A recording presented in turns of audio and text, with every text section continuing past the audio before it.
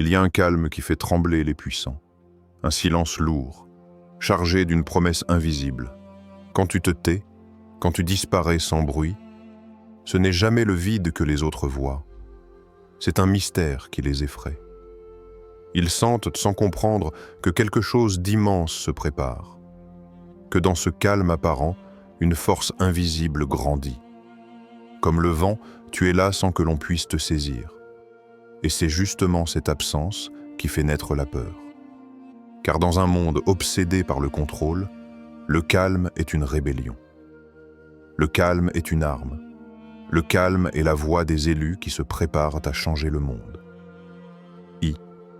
Le silence des élus, quand l'ombre parle à la lumière. Et Jésus se retira dans la montagne, seul, pour prier. Matthieu 14, 23.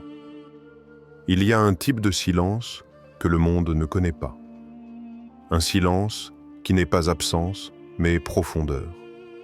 Un silence qui ne fuit pas la vie, mais l'embrasse depuis un lieu plus pur. Les élus, ceux dont le cœur a été effleuré par le doigt de Dieu, ne marchent pas sur les mêmes routes que les autres. Ils empruntent les sentiers oubliés, là où les pas s'effacent dans la poussière, mais où la présence divine devient éclatante. On les croit perdus, mais ils sont en chemin. On les croit absents, mais ils sont en face du Très-Haut. Ils ne s'isolent pas pour fuir le monde, mais pour se rappeler qu'ils n'en sont pas esclaves. Dans un monde ivre de vitesse et de distraction, ils marchent au rythme des battements de l'éternité.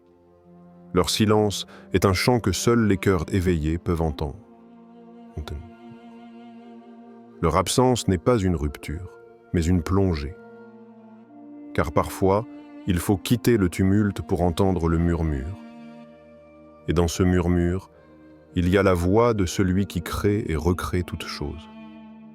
Les élus vivent dans un autre calendrier. Quand les autres courent vers la lumière artificielle, eux cherchent l'obscurité féconde. Celle de la nuit où Dieu parle, comme il parlait à Moïse dans le feu, comme il parlait à Jésus dans le désert, comme il parle encore à ceux qui osent se taire. Et toi, quand es-tu retiré pour la dernière fois? Pas seulement de la foule, mais de la peur, de l'ego, du besoin d'être vu, validé, applaudi.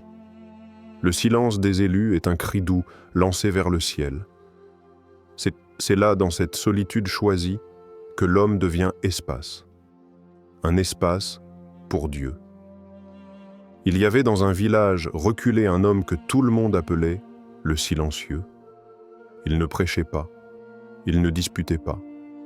Il regardait, il écoutait et parfois il pleurait. Chaque année, au début de l'hiver, il disparaissait. Il partait sans bagage, sans explication. Certains disaient qu'il était fou, d'autres qu'il était prophète. Mais personne ne savait vraiment. Un jeune homme, animé par un feu étrange dans le cœur, décida de suivre ses traces.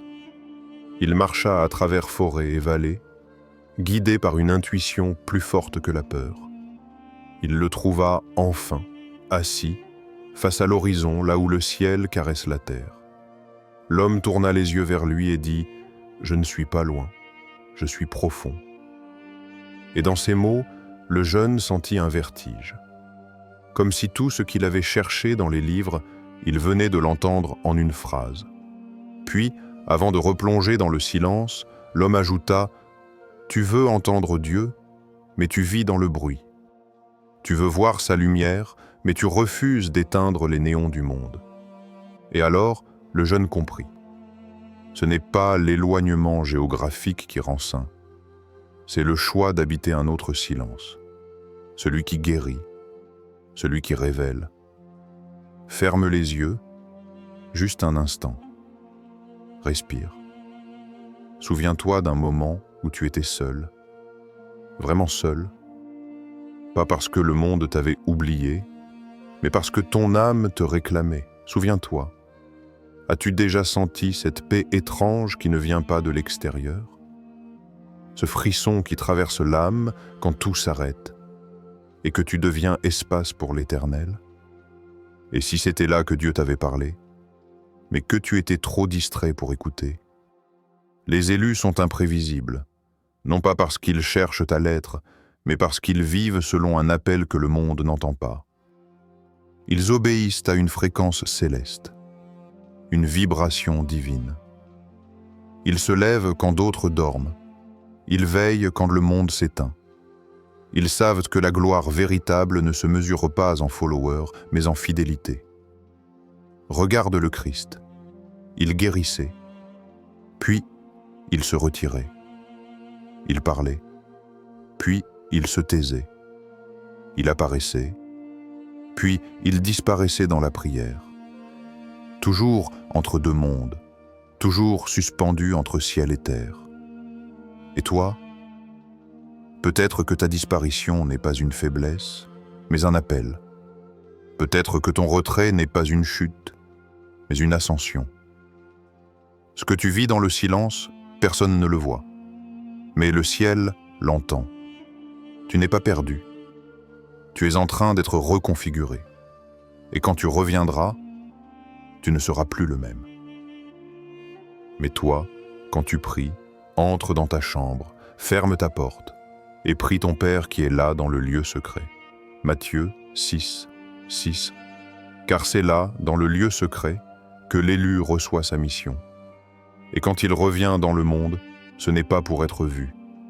C'est pour porter une lumière que nul ne pourra éteindre. 2.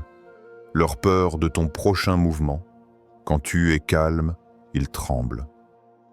Le vent souffle où il veut, et tu entends le bruit qu'il fait.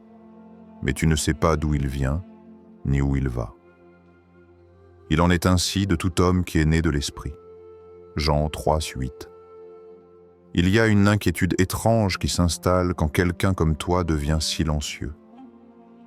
Pas un silence d'oubli, pas un silence de défaite, mais un silence d'avant-tempête, un calme habité, un vide plein, une pause sacrée où le ciel travaille dans l'invisible.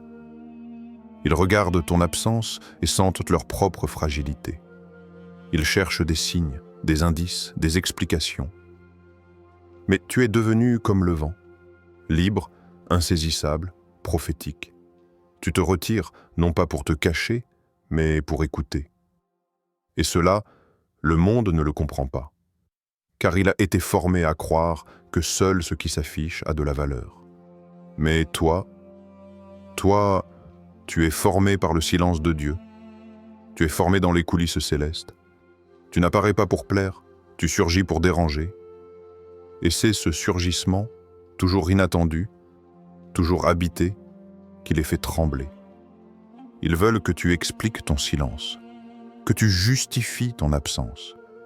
Mais comment expliquer une gestation divine? Comment expliquer une œuvre encore sacrée, encore inachevée, encore entre toi et l'Éternel?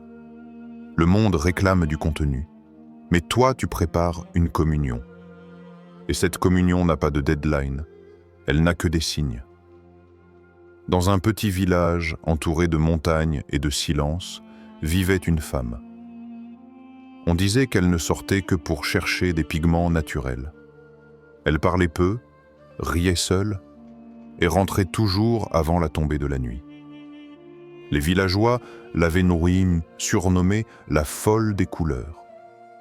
Mais, en réalité, c'était une sage en gestation.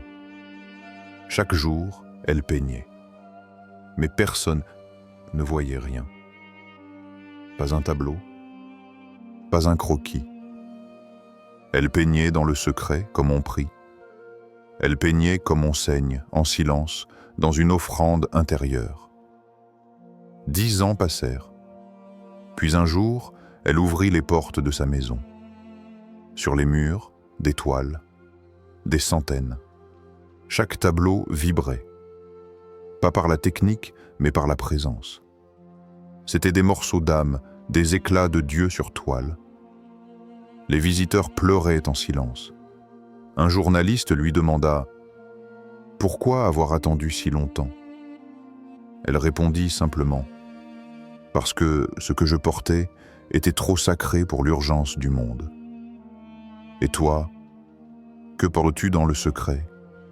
Quelle création divine mûrit encore dans le ventre de ton silence? Y a-t-il en toi une œuvre que le monde ne comprendrait pas encore, mais que Dieu t'a confiée? Peut-être n'est-ce pas encore le moment de montrer, mais seulement de nourrir. Le monde a peur de ce qu'il ne peut pas contrôler. Il veut t'avoir sous les yeux, t'étiqueter, te prédire, mais l'esprit ne fonctionne pas comme cela. Il ne marche pas sur les rails de l'algorithme. Il souffle où il veut, et ceux qui marchent avec l'esprit deviennent eux aussi incontrôlables. Pas dans le chaos, mais dans la fidélité. Pas dans le désordre, mais dans une obéissance plus haute.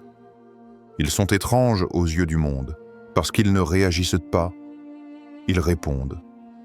Ils ne s'agitent pas, ils discernent. Ils ne parlent pas toujours, mais quand ils parlent, le ciel parle avec eux. Le Christ n'était pas prévisible. Il guérissait quand on s'y attendait le moins. Il pardonnait là où le monde voulait condamner. Il disparaissait des foules, puis réapparaissait avec une autorité que nul ne pouvait ignorer. Toi aussi, tu portes ce mystère. Tu n'es pas appelé à rassurer le monde. Tu es appelé à refléter le ciel. Et ce ciel ne suit pas l'agenda des hommes. Il a ses saisons, ses silences, ses surgissements. Alors, n'aie pas peur d'être incompris. N'aie pas peur de n'être vu que par Dieu. Ce que tu portes dans l'ombre, c'est ce qui secouera les fondations. Ce que tu nourris dans le calme, c'est ce qui changera les visages. Ils sentent ta prochaine vague. Et même s'ils ne peuvent que la nommer, leur cœur la presse. Alors, toi qui choisis le silence, comprends ceci. Ton calme n'est pas un vide, c'est une source. Ton absence n'est pas une faiblesse, c'est une force cachée. Il ne tremble pas devant toi parce que tu bruis ou que tu montres ta lumière, mais parce que tu es déjà la tempête qu'il redoute. Continue d'être ce vent invisible. Continue de grandir dans l'ombre. Car le jour viendra où ce que tu portes dans le secret éclatera en lumière. Et alors, le monde saura qu'il ne pourra jamais te contrôler ni te prévoir. Sois patient, sois fidèle. Le temps de ta révélation approche.